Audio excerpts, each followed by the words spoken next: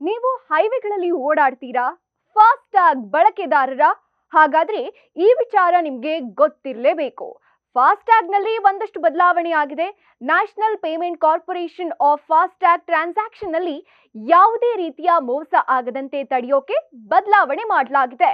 ಆ ಹೊಸ ರೂಲ್ಸ್ ಏನು ಅಂತ ನೋಡ್ತಾ ಹೋದ್ರೆ, ಹಣ ಇಲ್ಲದಿದ್ರೆ ಟೋಲ್ ಪ್ರವೇಶಕ್ಕೆ 1 ಗಂಟೆಗೂ ಮುನ್ನ ಹಣ ಜಮೆ ಆಗಬೇಕು. ಟೋಲ್ ಹತ್ರ ಬಂದ ಮೇಲೆ ರೀಚಾರ್ಜ್ ಮಾಡಿಸೋಣ ಅಂದ್ರೆ ಇನ್ಮೇಲೆ ಆಗಲ್ಲ. ಟೋಲ್ ದಾಟೋ 1 ಗಂಟೆಗೂ ಮೊದಲು ದಾಟಿದ 10 ನಿಮಿಷಗಳ ಕಾಲ ಫಾಸ್ಟ್ ಟ್ಯಾಗ್ ಆಕ್ಟಿವ್ ಆಗಿರಬೇಕು.